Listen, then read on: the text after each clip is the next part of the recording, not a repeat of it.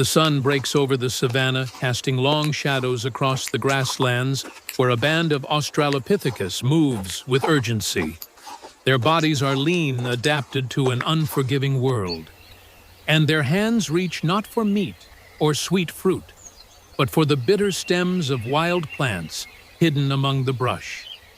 One of the females crouches low, plucking rough leaves, her face tightening as she chews the taste sharp and acrid, yet nourishing in ways her body has learned to accept. This is their secret, their survival, the ability to draw life from what other creatures reject. But survival is never simple. As they gather, vultures circle overhead, not for them, but for the carcass of a zebra brought down the night before by predators. The scent of death rides the wind, and with it, danger.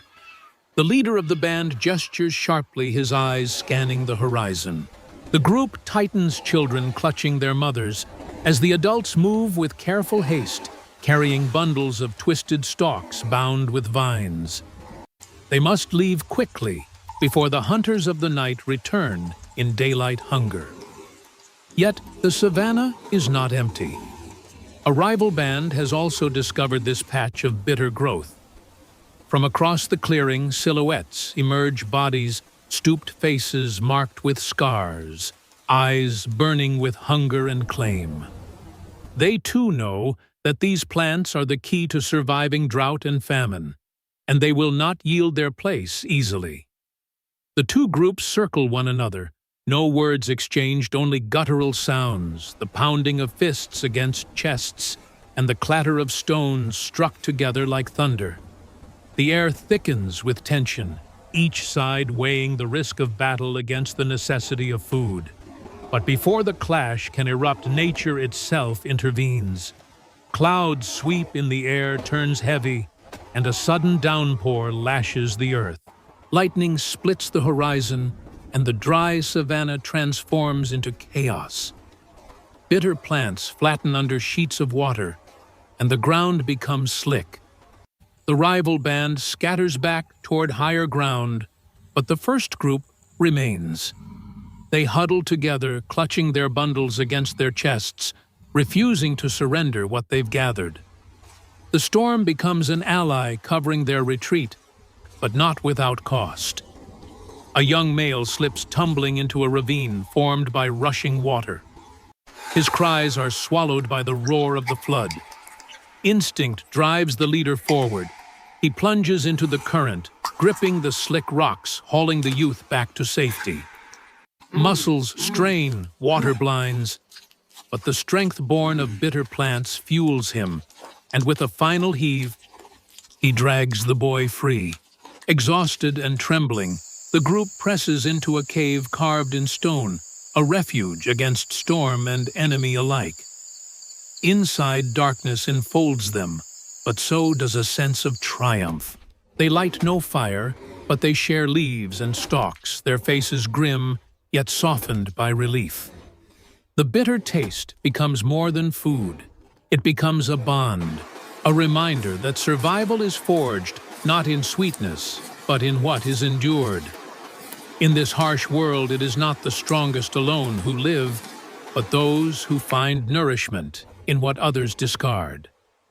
This choice, this adaptation will ripple across generations, shaping their bodies, their minds, and their destiny.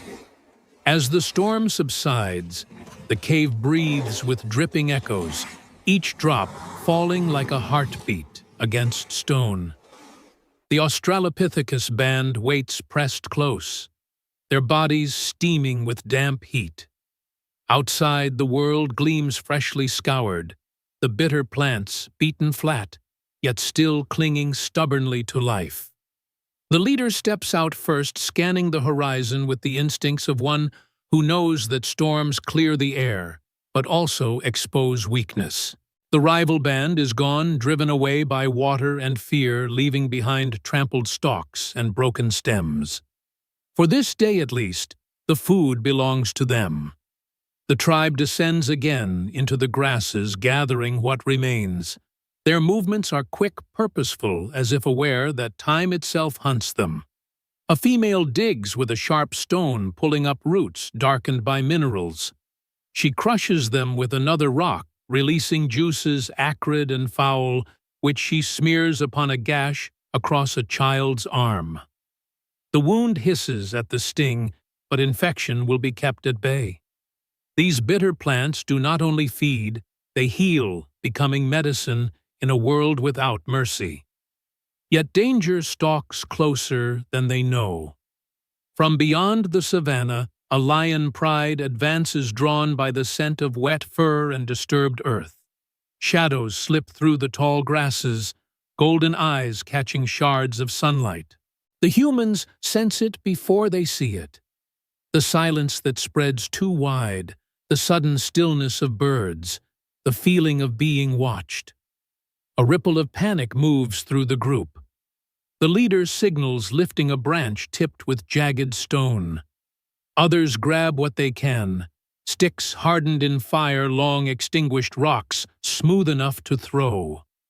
The children are ushered toward the cave again, their tiny legs stumbling, their cries muffled by urgent arms. Then the lions emerge, tawny shapes parting the grass like waves, muscles rolling beneath wet pelts. They are hunger given form. A clash is inevitable. The tribe erupts into noise, shrieks pounding rocks, the clash of stone on stone, echoing like thunder. One male hurls a jagged rock, striking a lion's flank. It snarls, recoiling, but another surges forward. The leader lunges, thrusting his crude spear of sharpened wood, driving it into the predator's chest. The beast collapses in fury, clawing at earth, but the humans press together in a wall of defiance. At last the lions retreat, snarling, circling, but unwilling to pay more blood for their hunt. The tribe stands trembling, sweat and rain mixing on their brows. Around them, crushed stalks of bitter plants still remain scattered like green offerings upon the battlefield. They gather again, not with haste this time, but with reverence. The plants have sustained them through storm, through rival, through predator. In bitterness, they have found strength. In harshness, they have carved survival. As dusk falls, they return to the cave. The storm's chill fades into a hush of evening, and the group sits together, chewing stalks that taste of earth and endurance. In the darkness, their eyes glint with something deeper than fear, an understanding that survival is not sweetness, but resilience. They do not yet know it, but this taste will shape the arc of human destiny. Night cloaks the savanna, but within the cave, a different fire burns, the fire of endurance, though no flames lick the stone. The tribe rests in silence, bodies curled close, their breath weaving together into a single rhythm of survival.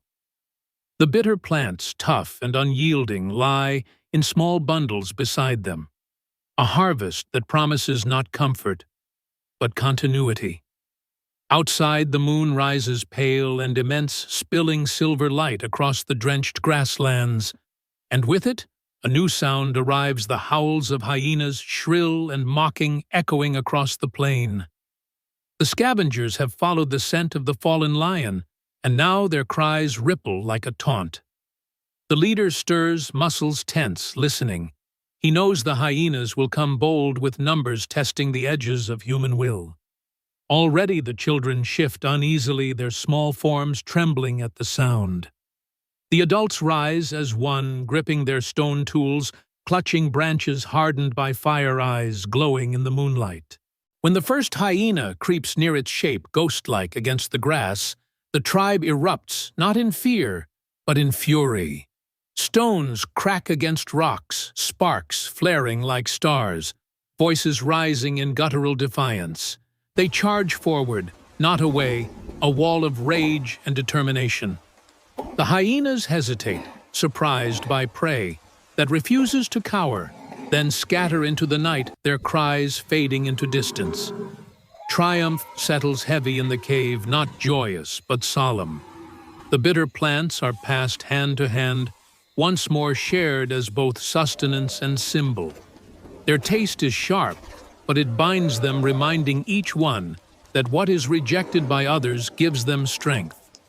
As dawn bleeds red across the horizon, the tribe prepares to move. The storm has washed the land, predators still linger, and rival bands will return. But they carry with them not just food, but knowledge. The knowledge that survival lies in endurance, in finding life where others taste only bitterness. They step out into the morning, their footprints pressing into wet earth, fading quickly as the sun dries the plain. Behind them, the cave grows silent again, a witness to their defiance. Ahead, the endless savanna awaits harsh and unforgiving. Yet, within these fragile bodies, lives a resilience greater than claw or fang. To endure what is bitter, to transform hardship into strength, this will echo through the ages, shaping the destiny of humankind.